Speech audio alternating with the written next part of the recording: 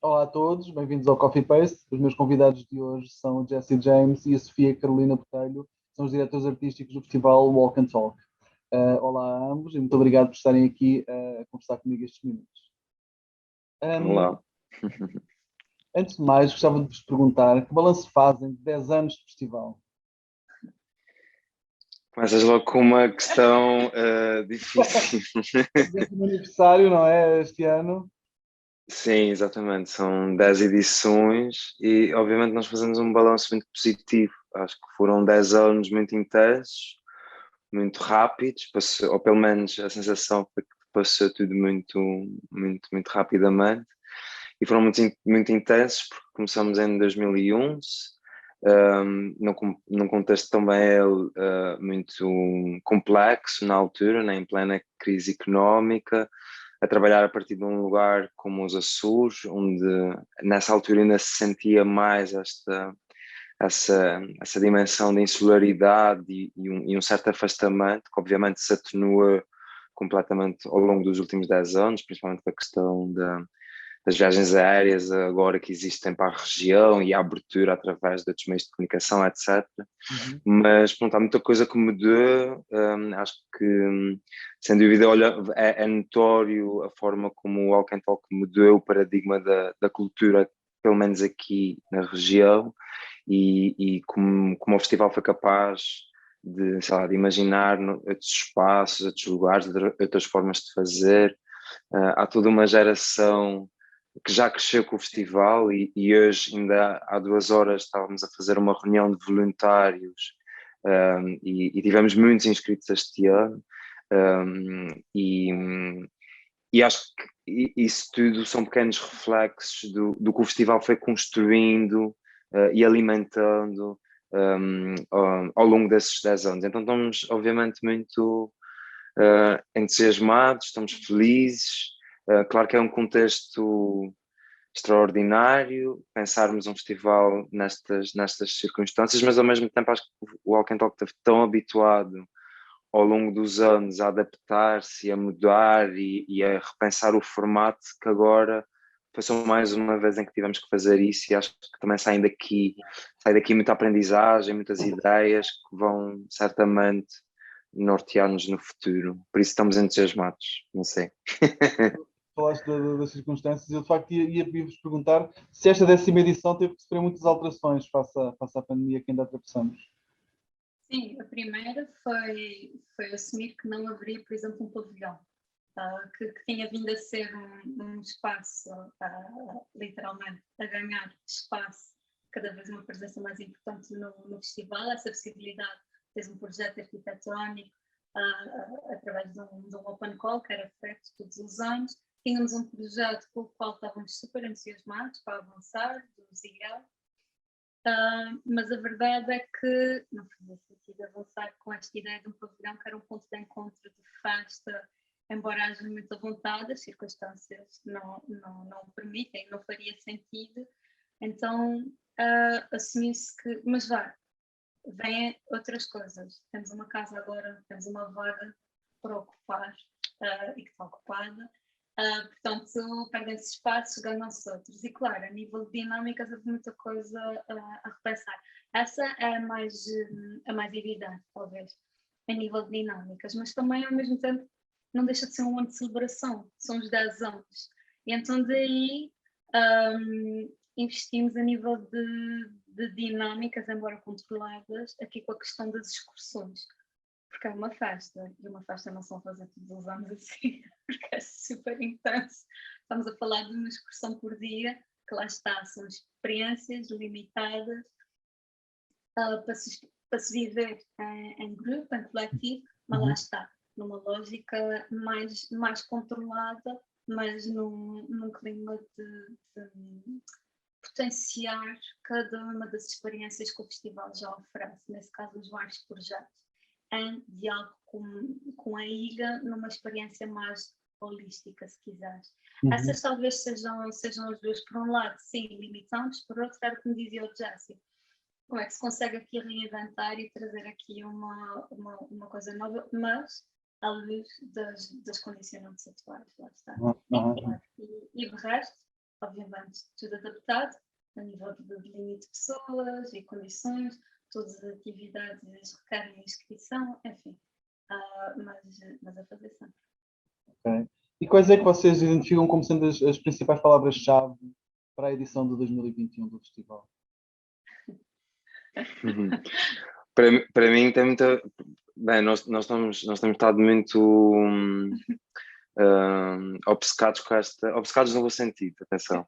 Com esta ideia da comunalidade. Acho que era uma coisa que sempre existiu na estrutura do festival e na forma como nós nos relacionamos, não só nós os dois, mas a nossa relação entre equipa, a nossa relação da equipa com os artistas, dos artistas com o público, nesta ideia de uma comunalidade e de uma estrutura que se tenta que seja o mais horizontal possível. Mas este ano, e por causa disso, temos este mote, né? Será por onde formos, que propõe esta caminhada que é feita em coletivo. Então, há esta dimensão do percurso, da caminhada, que é engraçado, que agora estamos a conceptualizar esses termos e essas ideias todas, né? Naquilo que é o festival e naquilo que é a sua dimensão programática, mas que está lá desde o início, no nome do festival, Walk and Talk, que já, mesmo que nós não o pensássemos na altura, mas que já convocava essas dimensões da caminhada, da conversa, mas de uns com os outros, né? Ou pelo território. Então, sim, comunalidade, percurso... Sim, circuito de exploração. Sim, então, essa dimensão da exploração também vai ser bastante presente este ano, porque todo o programa foi sendo desenhado no sentido, ou por um lado, de juntares às excursões e deixares-te ir, né, numa viagem que te vão levar, sabes mais ou menos para onde é que vais andar, porque essas excursões estão ancoradas nos projetos que são apresentados no festival, e projetos que resultam das residências e do trabalho desenvolvido pelos artistas, mas depois, como a Sofia dizia, são projetos que depois se relacionam com outras pessoas, com outros lugares.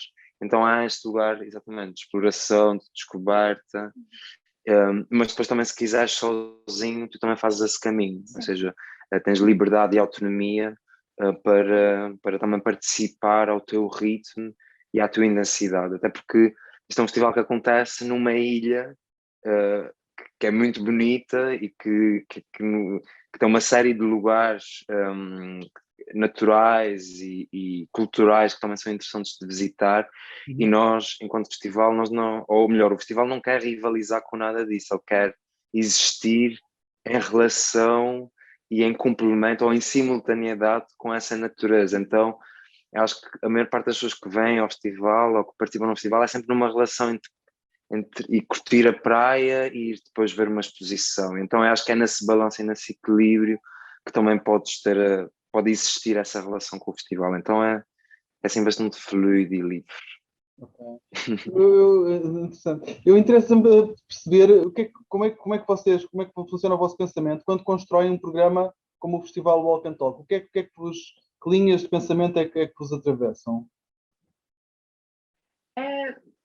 Acho que a palavra-chave aqui também acaba por ser organicidade, porque é uma coisa que se vai construindo.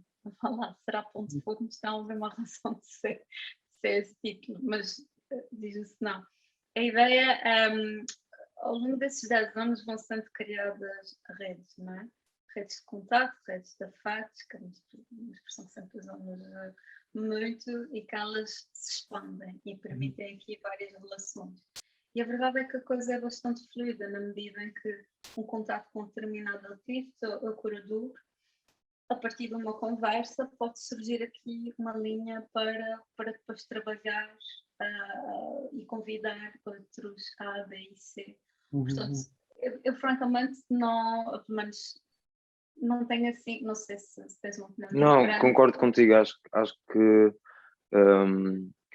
sei lá, há uma dimensão de espontaneidade na forma como as edições foram acontecendo. Claro que ao mesmo tempo há uma organização, porque há uma estrutura que é preciso ser pensada, é preciso ser montada, mas ao mesmo tempo há este lugar de uma certa espontaneidade que nós achamos que é muito importante.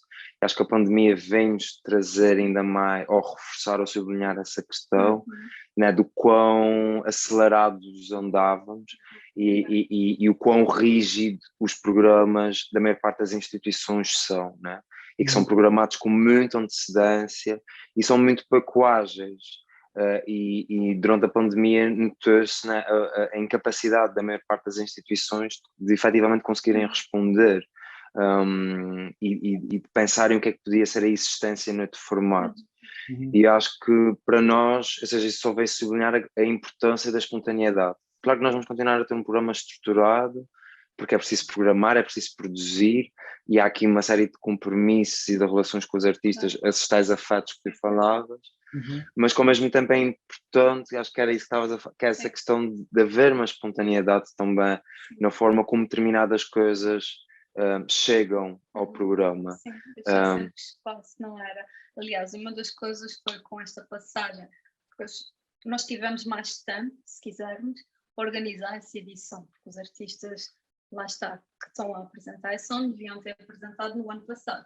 Isto traduziste no maior tempo de acompanhamento, que foi maravilhoso. E era como o Jesse dizia, essa consciencialização nessa altura, pronto, na situação toda que passamos no ano passado, permitiu-nos ver realmente esta questão, a importância do tempo. Talvez aqui seja a palavra-chave no que toca ao nosso modo de trabalhar e dinâmica, se quiser, que é a importância de, sim, é uma ideia, mas de que maneira que aquele momento e aquele projeto pode ser expandido no tempo, fala no processo em que ele está a ser concebido, portanto conceptualizado e trabalhado.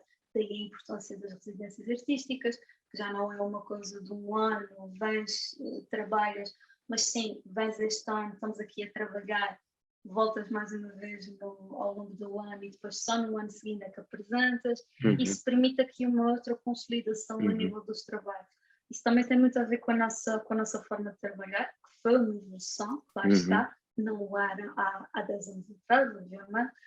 Portanto, foi uma coisa que foi crescente. Mas é interessante esse espaço, essa importância de deixarem aberto, porque lembro-me de estarmos a falar, pronto, temos vindo, e isso é outro, novamente nessa ligação ligada a esta questão da organização, a frequência com que nos reunimos. E isto permite que as coisas estejam bastante organizadas.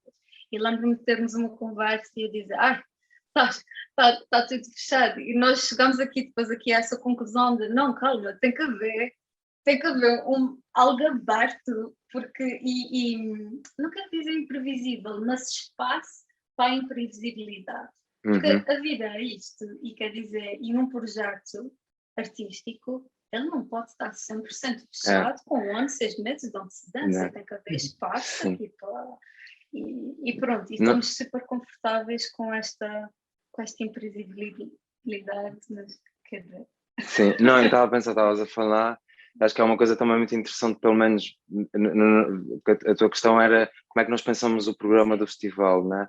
E acho que como, em complemento àquilo que a Sofia estava a partilhar, esta ideia que para nós está cada vez mais presente e é cada vez mais consciente, que é esta relação entre programação e curadoria. Ou seja, nós trabalhamos a partir dessa interseção, esta ideia de uma programação como estrutura macro, né, que define, que vai estruturar um programa, uma cronologia, mas depois esta em estrita relação com uma ideia de curadoria, que pressupõe acompanhamento, conversa, diálogo, proximidade. E acho que nesta relação, porque nós depois, principalmente este ano, estamos nesta dupla função, por um lado enquanto diretores do festival, mas também como elementos da equipa curatorial, com a Ana Cristina Cachola, que é a curadora convidada desta edição, e tem sido sempre nessa relação que nós temos estado a trabalhar.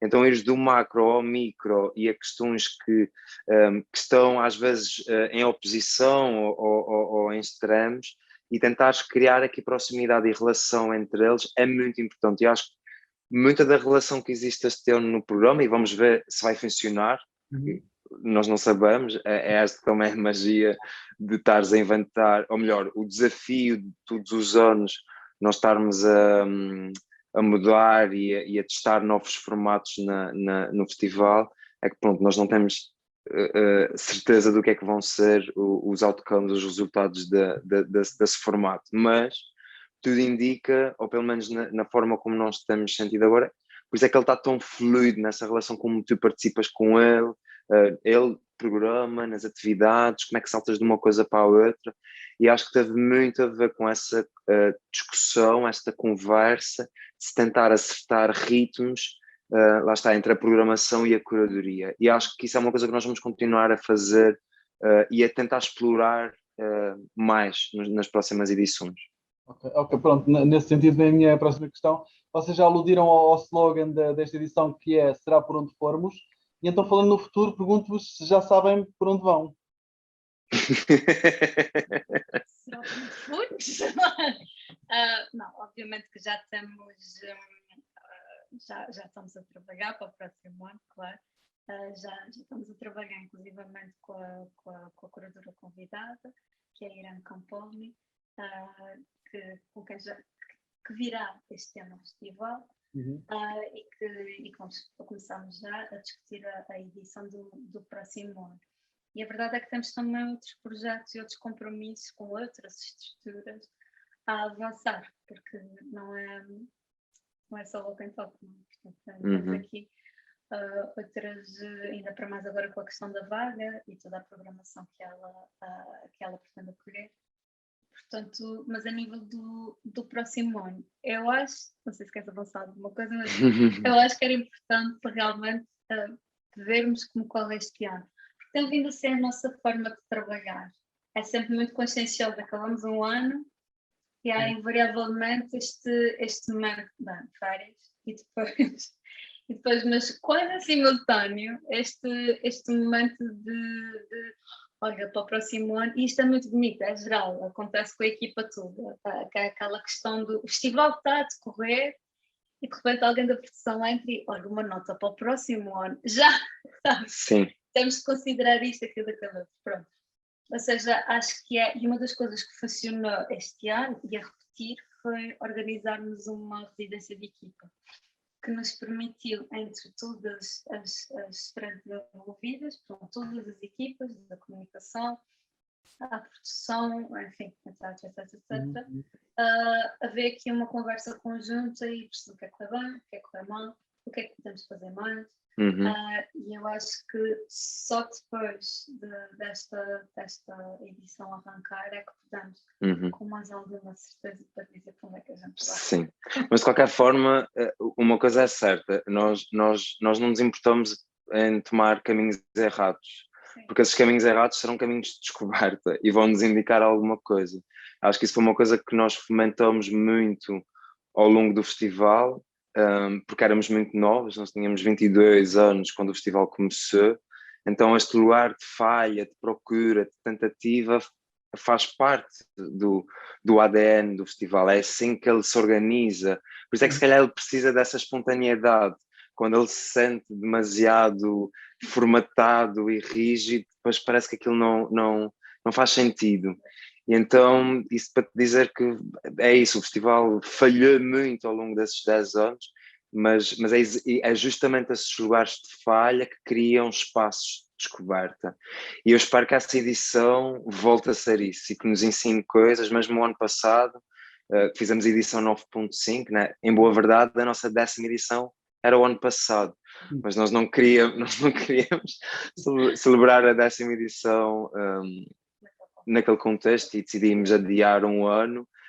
Mas a edição 9.5, que foi uma edição muito arriscada para nós, porque não tínhamos uma relação muito próxima com o digital, então foi essa questão de pensarmos como é que nós podemos trabalhar e o que é que faria sentido, ou que resposta que poderia fazer sentido ao Walk and Talk dar naquele momento, e daí surgiu essa relação online, on-site, né, entre o espaço digital e o espaço da ilha, que por exemplo, informou uma série de coisas que estão a ser aplicadas este ano, na forma como nos relacionamos até com os artistas, a própria Summer School que vai ter esse formato híbrido e que, por exemplo, num contexto de uma região ultraperiférica, num território que se compõe de ilhas, por exemplo, essa relação com o digital é muito importante, porque tu podes criar situações de participação nessas ilhas, né? nesses territórios. Então, sim, será por onde formos, sempre nessa procura e sempre nessa descoberta. Acho que é isso que nos estimula, é dessa forma que esta equipa trabalha e que ela, acho que já está habituada a trabalhar.